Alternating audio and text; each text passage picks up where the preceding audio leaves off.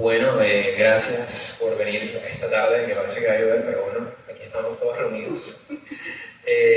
Joana, gracias por proponerme esta conversación, que bueno es lo que va a hacer, más allá de la presentación del libro, que por supuesto vamos a demorarnos un rato hablando de eso.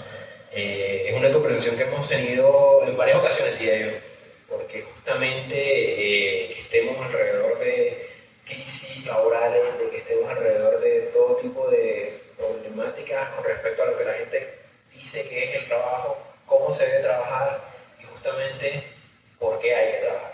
Entonces, nada, háblanos un poco de ti antes de empezar, ya que Alex nos dio todo este recorrido por toda nuestra academia. Muchas gracias, Alex. Cuéntanos un poco de ti, un poco de cómo incluso podríamos llegar a pensar en ti como una escritora de este tipo de historia. Bueno, cuéntanos un poco de ti. Bueno, muchas gracias a todo el equipo de bibliotecas. Yo creo que si hay un factor común de mi paso por la Universidad del Norte como estudiante hasta el día del grado, es de verdad que tienen un equipo muy bonito, muy sólido, y yo creo que eso hace que uno como que no se quiera ir, ¿Verdad? como que no quiere ver como que se inventa. Entonces, de verdad, muchas gracias a Santi, pues que además de haber sido mi colega estudiante, pues es un gran amigo, que me cuestiona mucho, y digamos que antes de hablar de mí, pues porque creo que sea como lo más relevante, es tal vez lo primero que yo tengo que decir es que, y lo dije ayer ante abogados en Bogotá, y es, este libro es costeño. Y eso lo dice una cachaca que hoy está cumpliendo 16 años de haber empezado a vivir en Barranquilla. Entonces digamos que creo que tiene mucha magia. La primera presentación del libro, esa pregunta me la hicieron, que si yo hubiera escrito un libro o este libro si no hubiera estado en la costa. Mi respuesta inequívoca es no. Y eso dice mucho de lo que pasa acá y que probablemente uno no lo entiende hasta que no se incorpora. Yo no sé si a la cultura, pero sí a la cotidianidad caribe, y yo en este momento pues tengo como ese, no sé, cuando yo vengo de Bogotá y el piloto dice bienvenidos al aeropuerto Ernesto Cortizos, a mí me da como una cosa muy rica ya, y eso me genera como un poco de, hay un pedazo muy importante de mi vida allá acá. Y en ese trayecto, que luego lo vamos a hablar con el libro, está las conversaciones que tenemos con Santi, y cuando nació ese conversatorio, porque él y los compañeros que tuvimos en la maestría me recordaron a mí, uno que ya el peso de los años estaba haciendo mella, porque me puso en perspectiva. Yo fui una persona que empecé a trabajar desde que tenía 17 años, y yo siempre era la chiquita de todo, del curso, del colegio, de la universidad, de los trabajos. Cuando yo empecé a estudiar con ellos, dije, yo ya no soy la chiquita de nada. Yo ya... Y cuando uno se pone en perspectiva, y cuando yo le preguntaba a Santiago cuántos años tiene tu mamá, y la mamá de Santiago es menor que yo, pues yo decía, aquí ha pasado algo. Y eso a mí me enseñaron mucho. Cuando yo tengo una duda de algo cotidiano, porque soy muy curiosa, y esa conversación específicamente surgió cuando West Cole le hizo la entrevista a Gustavo Petro, porque claramente yo no tenía ni idea quién era West Cole. Entonces yo fui y busqué y entendí 2 o 3 cosas. Me vi la entrevista y hubo una cantidad de cosas que me gustaron y una cantidad de perspectivas, y le pregunté a Santiago y le dije, explícame qué hace, o sea, ¿qué es esto? ¿Sí? Entonces Santiago nos lleva trabajando mucho tiempo, yo tiene 24 años, ¿qué va? O sea, como tratar de entender, y yo ahora soy como, cuando yo le explico a mis colegas quién es West Cole, y que hay una plataforma que se llama Kik, y que el streamer, y que el señor, y yo decía, pero ¿él será la vida así?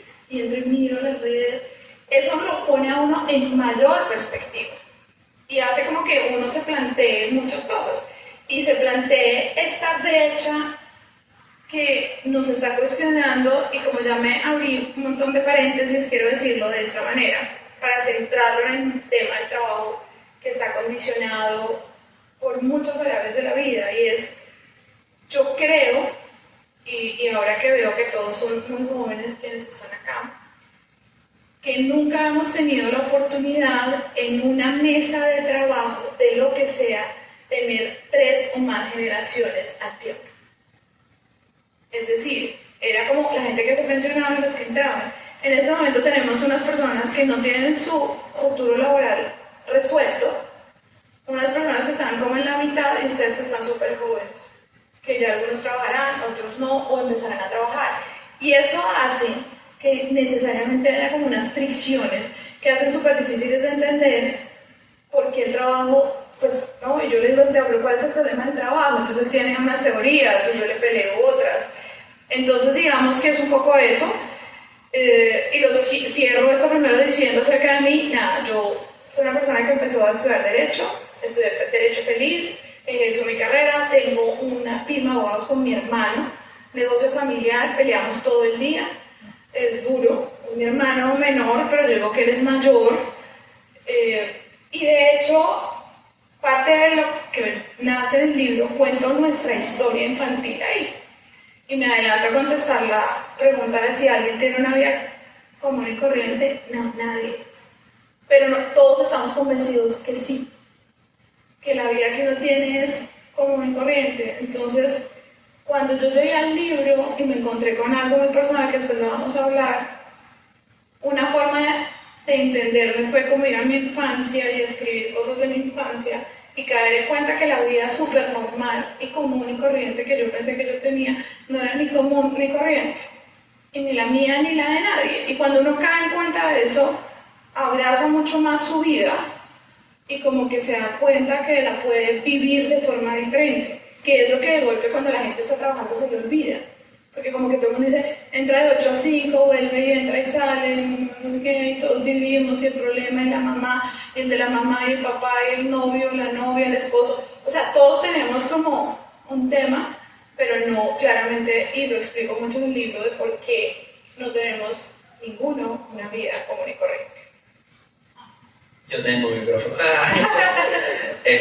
Sí, surge esta conversación justamente de la mano de que apareció Westphal hablando con el señor Gustavo Petro. Y que bueno, inquieta tanto a Giovanna de una manera que me dice, yo necesito entender cómo este tipo, 24 años, está hablando en la casa de Nariño con el presidente. Y es que claro, la manera en como nosotros entendemos el trabajo, o al menos los más jóvenes, ya no va tanto de la mano con justamente, no sé, ir 8-5 a un lugar, tienes que trabajar estas horas, a la semana son 40 y tantas, y con esto ya trabajaste esta semana, tienes derecho a un día libre o 2 días libres, depende de tu trato, lo que sea. Uno ya no entiende el trabajo de esa manera. Entonces, cuando aparece, yo le digo, ella lleva trabajando muchos años en internet. Realmente no es muchos años, uno diría, no, lleva 4 años en internet, pero en esos 4 años ha hecho un montón de cosas, un montón de horas diarias, y ya como que el concepto de, listo, vamos a pensar el trabajo por 8 horas, se va totalmente. Y en eso llega la primera pregunta de este conversatorio, un poco presentación también del libro, que vamos a ir haciendo como un contrapunteo ahí entre el libro y un par de preguntitas, y es, ¿tú qué dices? ¿Vivimos para trabajar o trabajamos para vivir? Porque está complejísima esa idea hoy en día. Está complejísima porque nosotros, primero que todo, tenemos que, como diría mi profesor Pedro que está ahí, nosotros somos seres situados. Entonces nos toca sentarnos en el país que vivimos, en la ciudad que vivimos, y entender que por 50 circunstancias que vale la pena analizar, el trabajo en una sociedad como la colombiana desafortunadamente se volvió como un privilegio, como algo muy difícil. Pero yo voy a decir una cosa a las personas que están acá menores de 25, y eso siempre ha sido así. Es decir, es un poco como yo le decía a Santiago, pero es que entendía algo con algo que una vez Santiago me decía, es que tú tienes 25, ¿no? 26. Él me decía, en los últimos 20 años no ha cambiado nada. Yo tenía 6. O sea, pero bueno, démosle el beneficio de la duda. Pero cuando empecé a pensar en esa respuesta, dije toda la razón. Porque en los 20 años nuestros han cambiado muchas cosas, pero no las de ellos, porque no vivieron un pedazo, ¿sí? Entonces, ¿qué creo yo? Creo que ese fue un problema que tenemos en nuestra sociedad. Y es que conseguir trabajo es súper difícil. Pero además, desde que uno arranca, o sea, es que mijo, conseguir trabajo es muy duro, es muy difícil. Yo creo que yo tuve la suerte de que a mí en mi casa nunca me dijeron eso, pese a que yo tenía 50 circunstancias que lo hacían muy difícil. Yo no recuerdo y yo como que tenía como una locura por trabajar, no sé por qué. Era como una cosa, mi hermano dice, él me oye en estas charlas y él siempre interviene y dice, yo sí no quería trabajar, yo no sé ella por qué. Entonces yo creo que es, uno, porque es difícil. Entonces cuando uno está estudiando algo y todo el tiempo le están diciendo que es difícil y que además cuando usted tiene que terminar de estudiar, tiene que saber qué hacer, para dónde ir, decidir todo. Y entonces yo terminé de estudiar a los 15 años del colegio. ¿Qué sabe uno a los 15 años de nada? ¿Sí? O sea, así uno se monte en una cosa. Ayer me encontraba con una amiga que me decía que su hijo tiene 25 años y va por la 4ª carrera, ¿no? Y me dijo algo súper sabio. Yo ya hice las paces con eso. Porque cuando él me empezó a decir que él cambiaba, yo lo mortificaba, yo no sé qué. El problema no es el cambio, ¿sí? El problema es de entrada decir, yo creo que trabajar hace parte de nuestra vida, de nuestra condición, pero uno decide cómo quiere trabajar. Y cuando a uno en un contexto difícil le dicen que uno decide, cuando uno necesita hacer mercado o tiene 50 rollos, el papá no se ha pensionado y la hermana mayor no consigue trabajo y todo el mundo dice que es difícil, pues eso produce una ansiedad inmensa.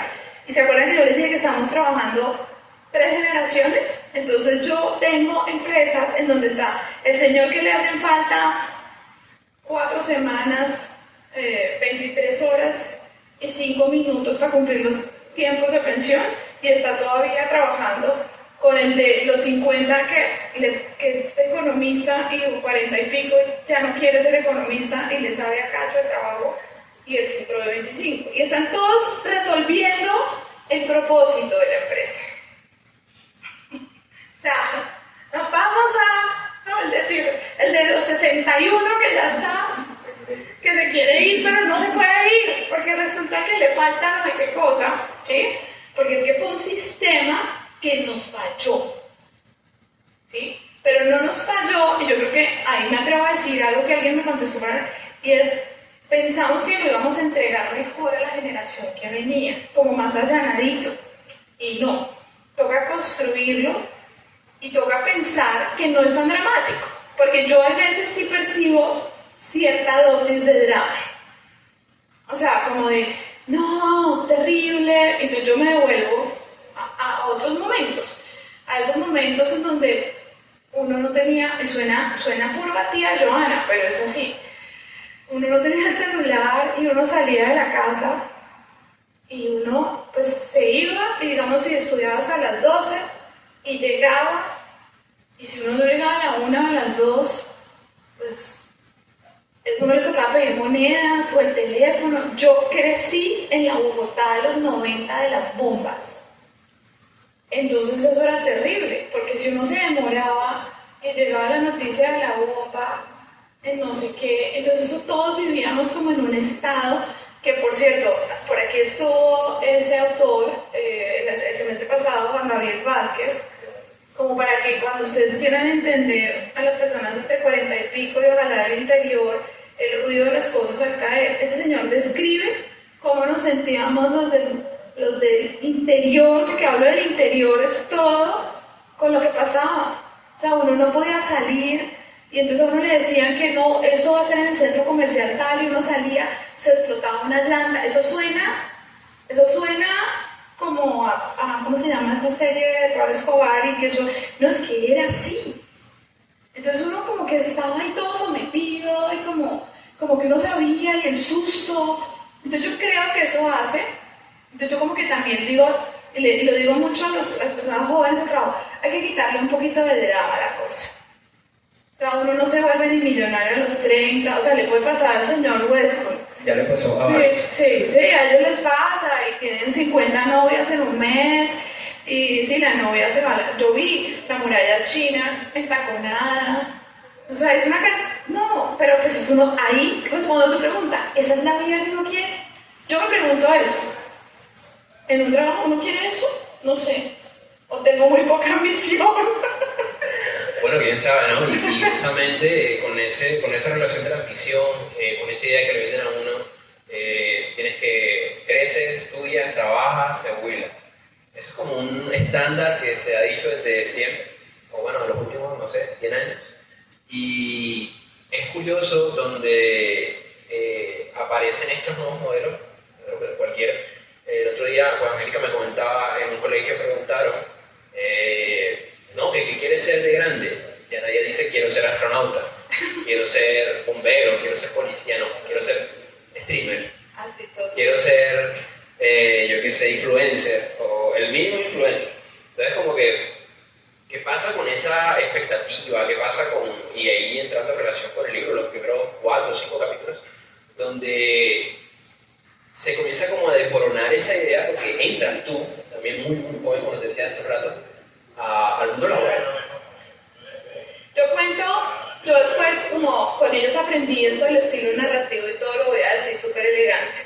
Entonces, yo creo que yo tengo un estilo narrativo que es autobiográfico, que camino en el ladito un poco de la no ficción, pero me apoyo mucho en la exageración.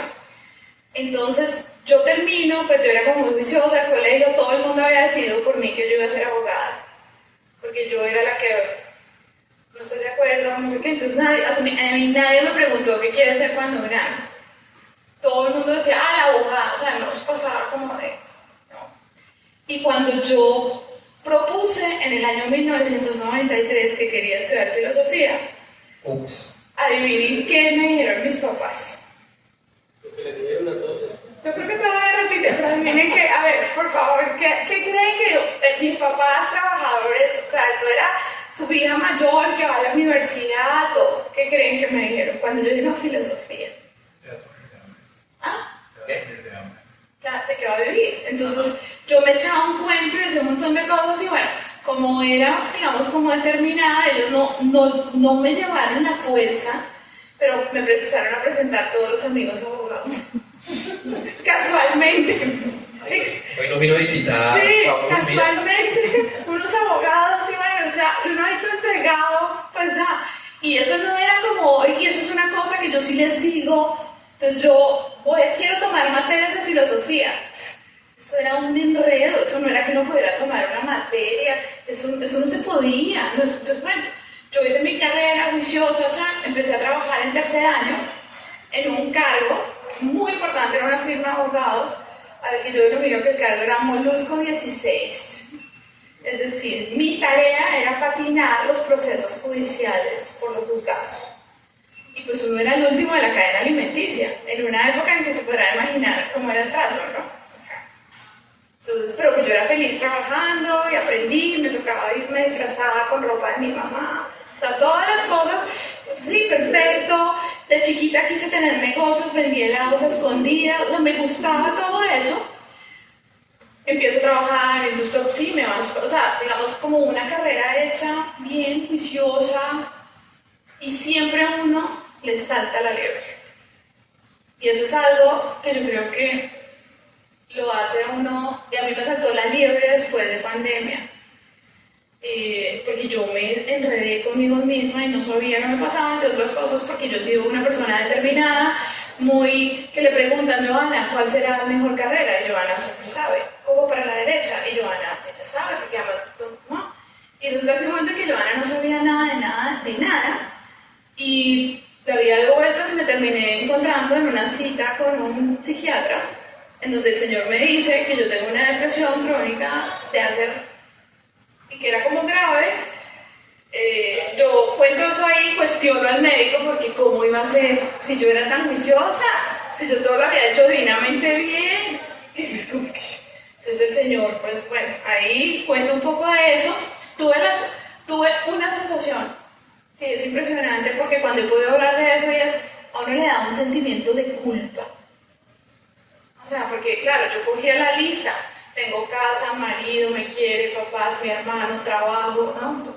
Y yo ahora, perros, o sea, todos, y uno no sabe, y eso le da durísimo. O sea, a mí eso me da durísimo, porque además que le dicen a uno, es que los que se deprimen son los ricos. Esos son los que no, o sea, es una cantidad de bobadas que se dicen, en donde nada, entonces uno, la verdad, ¿y por qué cuento esto? Porque yo leí, en esa época yo leí como nunca en mi vida, como si a mí un libro me fuera a decir, aquí la respuesta a todo. Y encontré muchos libros de muchas personas mencionando eso de, claro, me tuve que tratar, bueno, tuve que hacer muchas cosas, y en ese momento hubo una cosa que me atormentaba mucho, y era que yo tenía mucho miedo de no ser quien era antes. Yo no sé por qué, como si fuera la gran cosa, pero yo decía, yo no voy a volver a ser lo que era. Yo todavía me acuerdo, yo diciéndole a mi marido, y él como que medio me entendía, él me quiere mucho y todo, pero era como... Y me di cuenta de algo que después lo dijo Shakira en una canción, y es, uno sí cuando está allá en la inmunda, cuando uno cree que no sale, cuando se siente solo, uno sí sale. Y no solamente sale, sino que uno sale resortado. ¿Sí? Y yo no tengo nada contra la religión, ni mucho menos, pero es de uno, y no es el uno empoderado, nada, es alzando la mano, pidiendo ayuda, diciendo esta vaina no me cuadra, y cuestionándose uno, que eso es lo que a mí me parece súper lindo de la filosofía, porque es pensando, no es sintiendo, estoy tan triste, sigo tan triste. No, sí, viva eso. Y a mí eso me entregó a escribir, porque es que esto es un pedacito de todo lo que yo escribí aquí. Entonces yo ahí caí en cuenta que yo tenía un amante guardado que no había podido sacar a la luz, que era la filosofía, y pues me tuvieron que aguantar aquí estudiando, y pues se puede imaginar yo contándoles esa historia a ellos. O sea, por eso pueden dar fe de todo lo que estaba pasando. Pero eso me ayudó mucho, ¿saben por qué? Porque yo siempre me imaginé que yo era una persona, sí, muy sólida académicamente, así esa hoja de vida que leyó Alex, que eso pues mejor dicho. No, eso no es uno. Eso no es uno. Lo que es uno es lo que uno es capaz de hacer cuando sale, y cuando tú dices, y ustedes se podrán imaginar, yo acabo de cumplir 49 años, eso estaba sucediendo hace 4 años, 5 años. Y pues obviamente a mí, las personas con las que yo hablaba de mi entorno, todos abogados, todos me miraban como con... se chifló, o sea, pobrecita. Y eso de sostenerse uno, no con terquedad, sino con determinación, hace que uno diga, ¿sabe qué? Yo quiero escribir esto. Mi mamá por ahí iba a venir, allá, ellos no sabían lo que yo iba a escribir. Y cuando ellos leyeron, y mi mamá dice, pero tú vas a escribir, que tú estuviste con un psiquiatra. O sea, no, o sea, como, ¿sí? Y yo trataba, pues mamá, yo no, pues no es OnlyFans, o sea, realmente, sí, pues, o sea, claro, yo hoy lo cuento, pero también me he puesto a pensar en lo que era, sí, como, pues porque acuérdense que eso nadie hacía nada, y eso se empezó a hablar en mi familia, por ejemplo, y eso yo creo que ese es el valor que también tiene, que es que uno dice, sí, y uno no, o sea, y yo nunca fui una deprimida no funcional. Nadie se dio cuenta. Nadie. O sea, que eso es parte de lo que pasa. O sea, yo nunca ni dejé trabajar, yo trabajaba como una loca. ¿Saben qué me empezó a pasar? Y yo siempre le digo mucho a mis amigas, a dudar mucho todo lo que hacía. Y mi detonante fue el trabajo. Entonces, yo estaba en las audiencias de los juzgados, y la jueza estaba leyendo, entonces acá la condena para la señora Cindy, no sé qué, 1,000 pesos, no sé qué, y yo estaba, ¿condenaron a quién? Y entonces a mí, eso está grabado, ¿no? Entonces uno puede hacer cara inteligente, pero uno después dice, pucha, no, entonces yo veía las grabaciones y yo decía, todo está mal. O sea, esa dudada de uno hace que uno se enfrente con sus peores fantasmas, pero también lo vuelve a uno, por eso estoy no en contra, pero sí creo que eso que dice Alex, esa no era yo. Uno no es su hoja de vida, ni uno es lo que estudió, ni uno es lo que dejó de estudiar por cambiar de carrera. Uno es lo que es capaz de hacer. Uno es lo que, de hecho, siempre he hablado, y ya el voz se me ha quitado el micrófono, de que es una declaración de amor. Mi libro es una declaración de amor a mi familia, a lo que hago, a mis amigos. Es decir, porque es que uno se puede querer mucho, pero si uno no lo demuestra, si uno no lo dice, entonces yo creo que es como esa posibilidad de decir, uno no es todo eso, uno es el que se cae y se la va, pero no, y yo creo que eso sí es algo que les han vendido las redes a los jóvenes. No solo las redes, es que no son las redes, detrás de las redes hay unos delitos. Es esta cosa que siente mucho. No, hay que como pensar, como detenerse, como tener esa posibilidad. Yo creo que eso sí ayuda a que uno pueda reorganizar su vida a los 20, a los 30, a la hora que sea. Bueno, gracias. Y en aras de pensar esa reorganización, que era algo que tenía como muy presente durante pues, casi que toda la creación de este libro, que lo viví así, uno a uno, porque a veces Johanna estaba en crisis, porque parte de este libro, ahorita nos contará, pero surge en medio de que Johanna está escribiendo su tesis, está terminando la maestría, me ve sufrir a mí también porque estoy terminando la tesis y me estoy quejando porque no tengo trabajo, pero ella dice si se puede, y yo le digo no hay. Entonces como que en medio de todo este caos aparece este hermoso libro, y encima, en medio, en suma, estamos grabando un podcast. Y entonces, semanalmente, Johanna y yo grabando el podcast, se llama Inherentra Vida, Inherentra Trabajo, lo pueden buscar por la plataforma, momento de spam. Lo vamos a reactivar. Volverá pronto. Y entonces aparece la pregunta por lo común, ¿no? Que de nuevo era con lo que iniciaba Johanna. ¿Qué podríamos considerar que es común y corriente en cualquier existencia, en cualquier vida? ¿Qué es lo común? Y si nos ponemos a pensar en la pregunta anterior de crecer, nacer, reproducirse, morir, o crecer, reproducirse, trabajar, o no reproducirse, trabajar, morir, ¿qué consideramos como común? Y justamente cuando pensamos en la academia me gusta mucho que, bueno, cuando yo conocí a Johanna, pues ella me dice, no, sí, yo estudié esto, tal. Ella toda humilde dice, no, sí, yo estudié Derecho en la Javeriana, tal. Sí, también esto y aquello. Ah, sí, tengo una firma con mi hermano. Listo, ya, eso es todo. Y Johanna, pues atrás tiene todo lo que le iba a Alex. Y entra a esta cuestión de la filosofía con las manos abiertas, con hambre de saber. Y pues, no por hacerle spam al programa, pero igual sí que se encontró con un poco lo que estaba buscando. Y ya cercanos a la mitad del libro, que es donde estamos en la conversación, te encuentras con esta autora que te enamora, te seduce, diría yo. Yo creo que Hannah Arendt te seduce. Sí, total. Y defines pensar el trabajo desde otra perspectiva. Que ya hemos estado hablando como de que en teoría uno puede acercarse de otras maneras, sí, pero Johanna dice, bueno, pero es que yo he estado de lleno con empresas, con gente, todos estos últimos 20 años, pues yo creo que se puede ver de otra perspectiva. Y justo ahí aparece nuestra querida autora, que bueno, tiene un pedazo largo ahí. Así que nada, cuéntanos un poco de eso. Digamos que viene una cosa, cuando uno está desconcentrado, y ya que está aquí el profesor Pedro, que además está en el libro, pero pues no lo vamos a spoilear, pero cuando estábamos escogiendo el trabajo de grado, yo no sabía qué hacer, por supuesto. O sea, en medio de todas esas cosas que hacía, pues estaba un poquito enredada. Yo no había contado el manuscrito. Yo le decía al manuscrito, yo me sentía como Cervantes, que yo había escrito una cosa importantísima. Pero en un pasillo le dije, pero ¿no tienes algo ahí que te sirva? Y yo, en mi manuscrito. Entonces, en mi escrito. Y de pronto veo un texto que era sobre el valor del trabajo. Entonces, y el propósito, y una cosa sollada ahí. Y ese capítulo chiquitito es el que dio la pregunta para mi tesis en Hannah Arendt. Entonces, una conclusión del trabajo, por chiquito que parezca lo que uno hace, es gigante.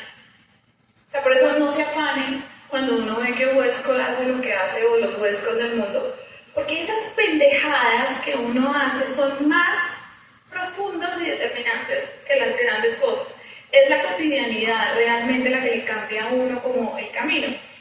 Entonces, eso fue una gran decisión, porque eso me dio... haberme encontrado con Hannah Arendt fue para mí una coincidencia maravillosa, porque además entre más pasa el tiempo, además me encanta que ahora todo el mundo la... Está de moda. Hannah Arendt está... Espérate. Es tendencia. Es trendy. Eso me encanta, porque es que en lugar de perder a veces el tiempo en tantas cosas, que esas personas se hayan planteado cosas que a uno le parecen y que le cuenten a uno que da problemas, y como digo yo, esa gente con problemas tesos, ¿no? Porque si uno está huyendo de un régimen nazi en los años 30 y pico, pues yo creo que tiene unas dificultades un poquito mayores que las que podemos de pronto tener.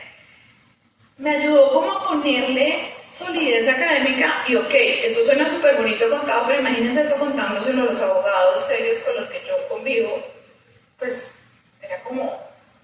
Pero eso me empezó a dar como unas certezas. Y las certezas son, el trabajo no es irse a matar 8 horas en un pupitre. Eso no es. Y nos toca empezar a creernos que eso no es.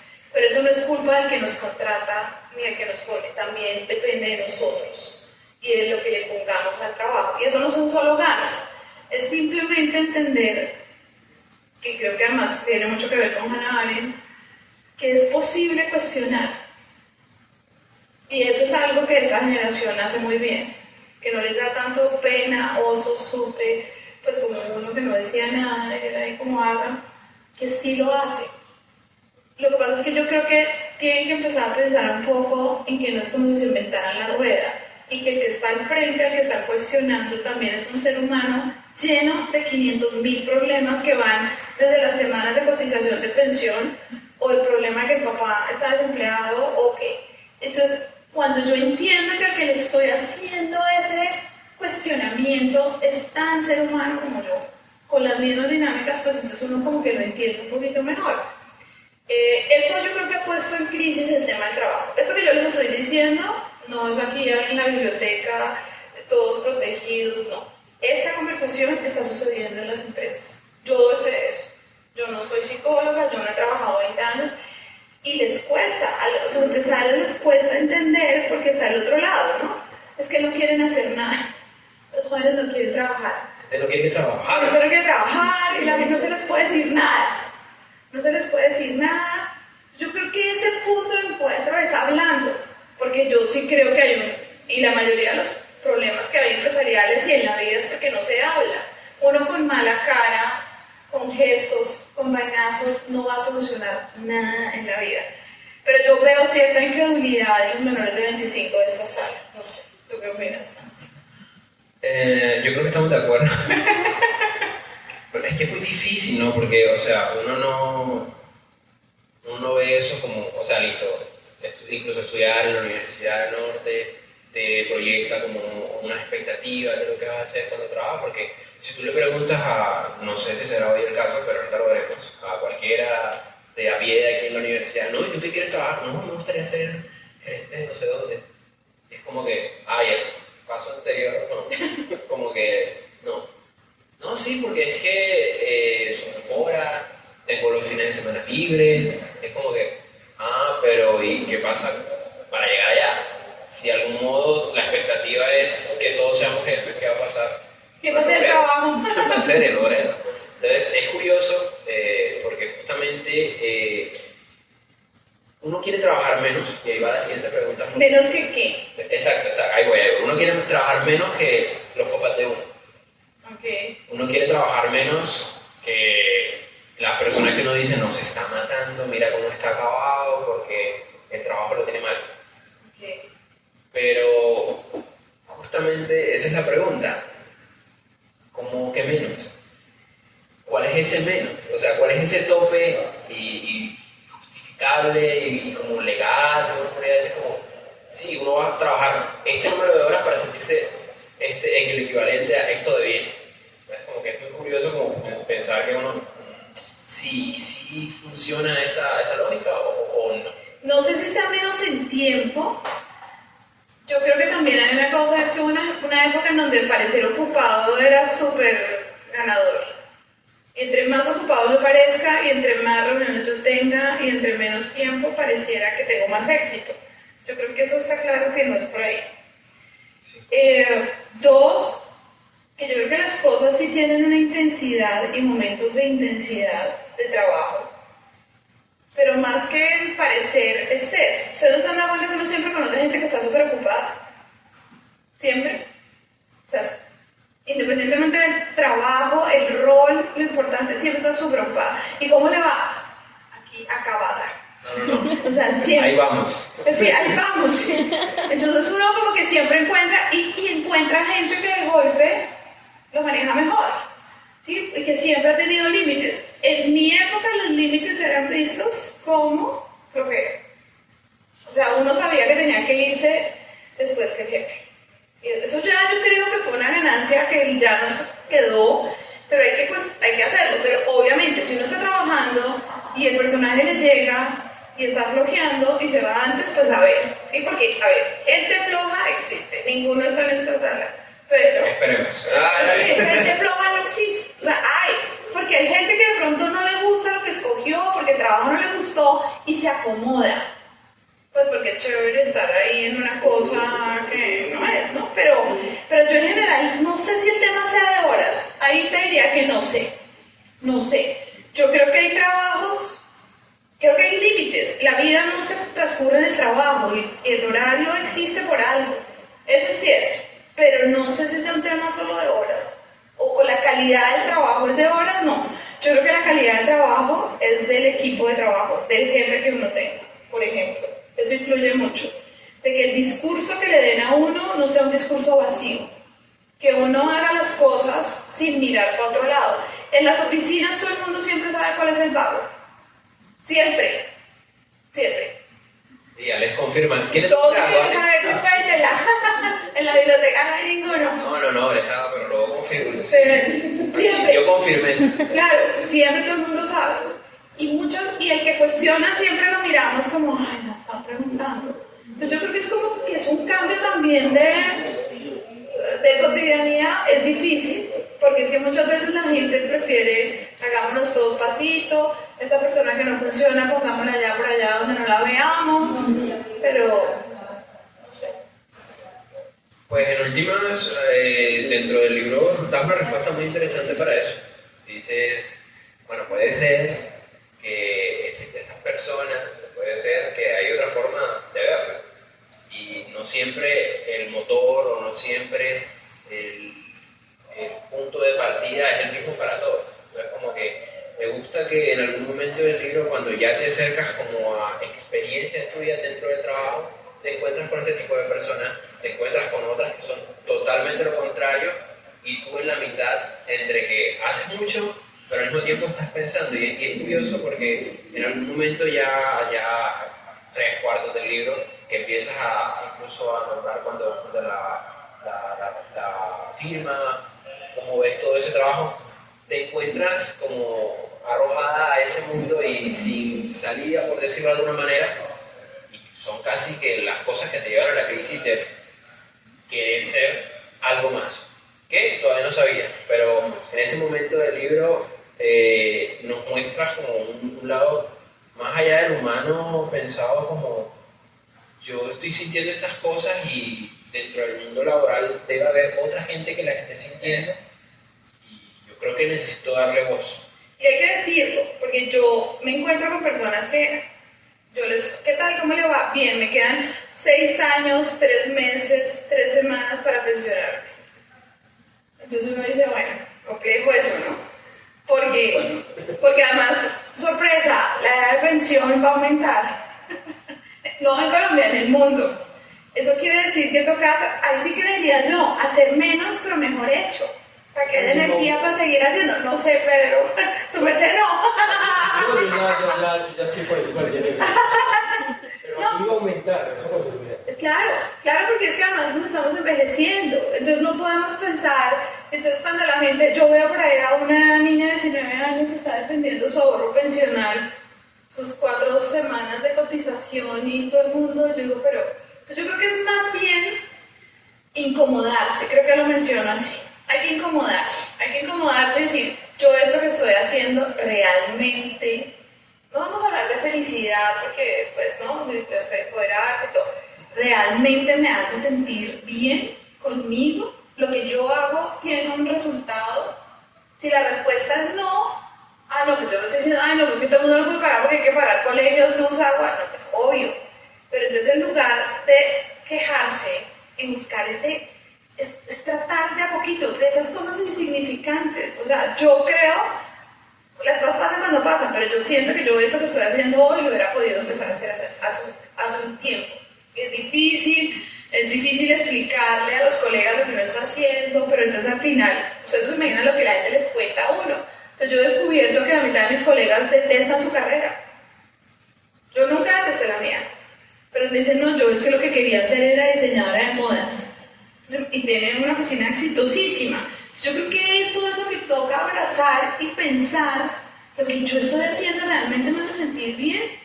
No por la plata, no porque no sea importante, porque obviamente tenemos que vivir, sino como esto realmente es relevante, o sea, yo tengo que gastarle horas del día a esto y estoy maldiciendo las 80 horas lo que estoy haciendo. O sea, si yo trabajo en un call center y me gusta, porque practico inglés, porque es chévere, porque estoy viendo, pero si yo todo el tiempo estoy ahí tratando de ver cómo me vuelo todos los turnos, sí, que yo creo que es un poquito, entonces la rotación, todas las cosas que pasan mientras uno está tratando de ubicarse, y uno no tiene que ubicarse a los 20, ni a los 30, ni a los 40, ni a los 50. Uno se va ubicando. Ahí vamos. Ahí vamos ubicándonos. Sí, definitivamente, y bueno, ya casi que para cerrar, ¿cómo llegamos a nada común, nada corriente? Nuestro querido libro que tenemos acá, aquí. Va el momento. Caos. ¿Pero qué al título? Sí, el título. No sabía que estaba sosteniendo todo eso. No, yo quería un nombre que se recordara. Y entonces pensé primero en mi común, mi corriente, pero entonces me acordé que no nada ponerlo en negativo. Entonces yo dije, no, busquemos algo positivo. Entonces a una persona que admiro me dio una idea y el nombre ha sido ganadorcísimo, me encanta, porque en el fondo es eso, la vida de todos, de absolutamente todos, es nada común, nada corriente. Y cuando uno se da cuenta que la vida de uno es nada común, nada corriente, la quiere más, la abraza más, la mejora, hace más cosas, no se pone a pensar que el de allá está mejor, más flaco, más no sé qué, más joven, es que no, sino uno como que se concentra en uno de una manera generosa, porque yo creo que cuando uno tiene como esa generosidad, a uno no solo se le devuelve todo, sino que como que todo se le empieza a alinear. ¿Sí? Cuando uno como que empieza a ver, ¿ustedes se han dado cuenta que hay una persona en un trabajo que puede arruinar todo con una mala cara? La que nunca contesta, la que dice, no, y no ayuda, y alguien tiene un no sé qué, no, y nunca se puede, o sea, eso, pero eso también ocurre en lo positivo, cuando hay una persona que dice, sí, venga, hagámosle, venga, no sé qué, yo creo que se trata es como de eso, y como nos han dicho que si uno es así es bobo, y que uno tiene que ser es vivo y jodido, y ahí tiene que ser jodido porque lo que hay que usar es plata, y si no, pues igual yo creo que la vida es como tan bonita y como tan retadora todos los días, que yo creo que uno tiene que vivirla bien, y si uno trabaja bien, va a vivir mejor y va a hacer que el resto de las personas trabajen y vivan mejor, que es un poco el mensaje que hay detrás de esto. La gente cree que en Colombia la gente deja sus trabajos por el dinero. Es la cuarta razón. Adivinen cuál es la primera. ¿Ah? El jefe. La primera es el jefe y el segundo es el equipo. Entonces ahí es cuando uno dice, hombre, pues yo creo que eso a todos nos ha pasado. No es que uno tenga que estar feliz todo el tiempo y que todos los trabajos son una manchera, que uno tiene que estarse como en modo de felicidad permanente, no. Y pues por eso es nada común, nada corriente. Así es, ya como para cerrar, una última pregunta con los chicos, que era un poco el enfoque de hoy, que bueno, hemos estado ahí conversando con los chicos y yo, el pan viejo. De cara a un futuro, ¿cómo dimensionas tú que podría verse, por lo menos a nivel laboral, una expectativa de mejora, una expectativa de pronto decir, hey, es malo, pero, o probablemente las cosas, yo, y hablaré primero que tú, creo que las cosas van a mejorar, creo. Tengo fe. No, yo creo que bueno, yo en el libro hablo de la fe atea, y yo creo que uno, primero, y te lo digo a ti, que tú dices, no, es que en 20 años no ha cambiado nada, y yo digo, pero a ver, usted a los 6, ¿qué podía? ¿Sí?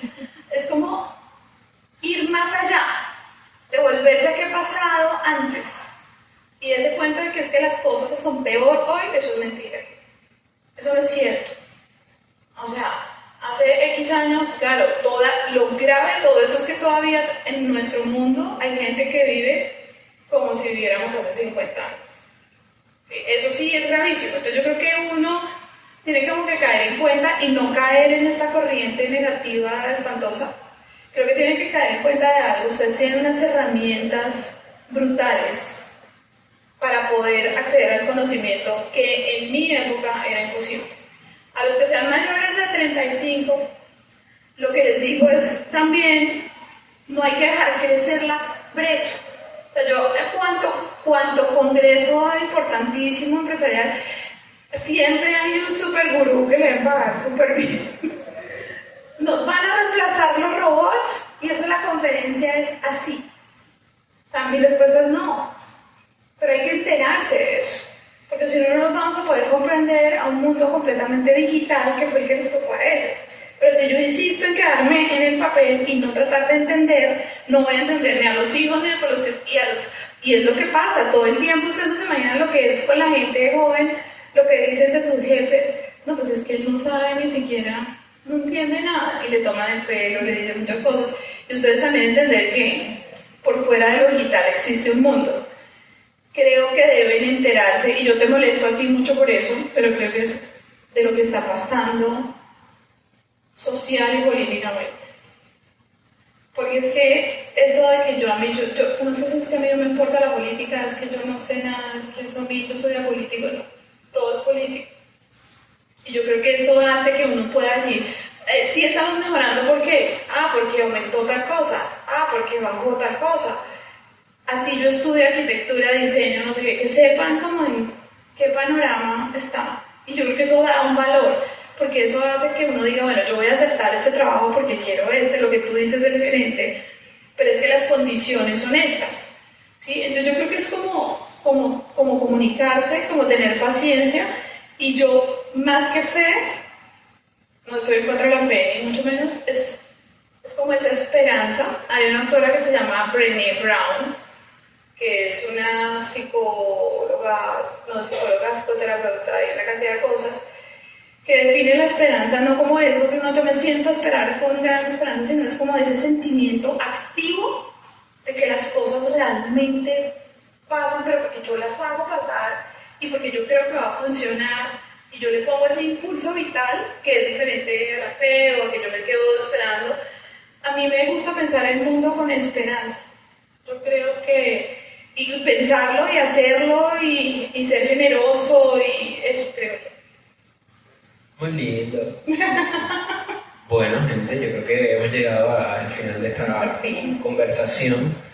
Ya gestionaste Bueno, voy a dejar 2 libros en la biblioteca y uno autografiado para que lo puedan consultar. Espero que se lo peleen para leer. Sí, está. Se lee rápido. Bueno, esa es otra cosa, de verdad que lo quiero dejar por eso. El libro se hizo para que fuera estéticamente agradable, para que la letra fuera grande, para que el papel no se ponga amarillo, para que tiene unas diagramaciones bellas, o sea, es un esfuerzo. ¿Y saben por qué tiene un poco eso? Porque a veces creemos que no nos merecemos cosas bonitas.